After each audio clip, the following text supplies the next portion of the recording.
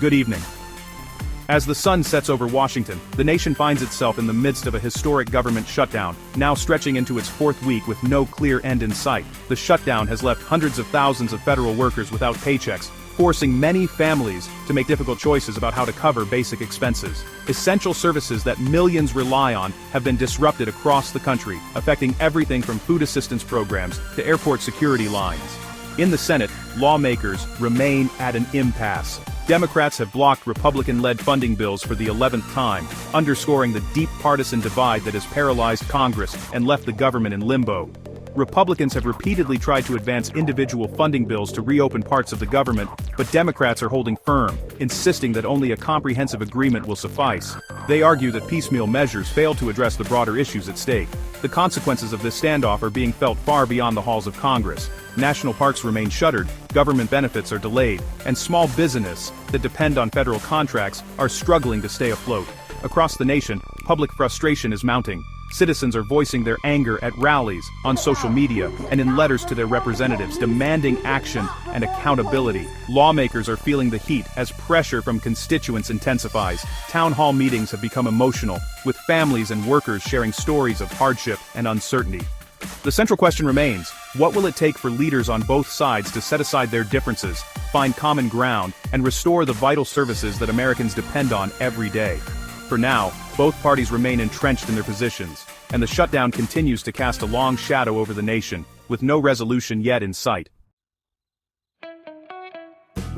At the heart of the current gridlock in Washington is a fierce and deeply rooted fight over the future of healthcare in America. The debate has become a defining issue, with both parties digging in their heels and refusing to back down, knowing the stakes are high for millions of Americans. Senate Democrats are standing firm, demanding an extension of enhanced Obamacare subsidies before they will even consider supporting any government funding bill. They argue that these subsidies are not just a policy preference, but a lifeline for working families who depend on affordable healthcare coverage. For many, the enhanced subsidies mean the difference between being able to see a doctor or going without care. On the other side, Republicans, led by Senator John Thune, are adamant that healthcare policy should not be tied to the urgent matter of government funding. They insist on passing a clean bill to reopen the government, arguing that mixing the two issues only complicates negotiations and sets a dangerous precedent for future debates.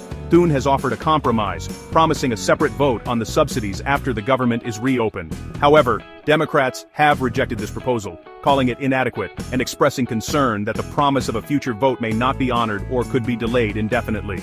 Both sides are now locked in a high-stakes gamble, each betting that public opinion will ultimately favor their approach.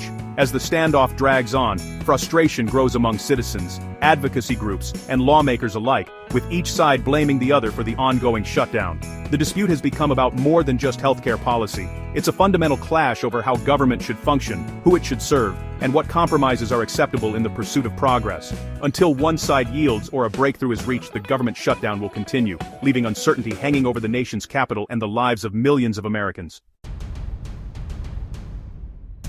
Party leaders are doubling down. Majority Leader Thune blames Democrats for blocking funding and accuses them of playing politics. Minority Leader Schumer insists Democrats are protecting families from rising healthcare costs and won't back down. Moderates like Senator Murkowski lament the lack of incentive to compromise, warning that the public is the real loser. Both parties believe they're winning the argument, but frustration is growing on Capitol Hill. Some hope public pressure will force a breakthrough, but for now the deadlock holds. The fate of the shutdown may ultimately rest with voters' patience. Until then, the standoff continues.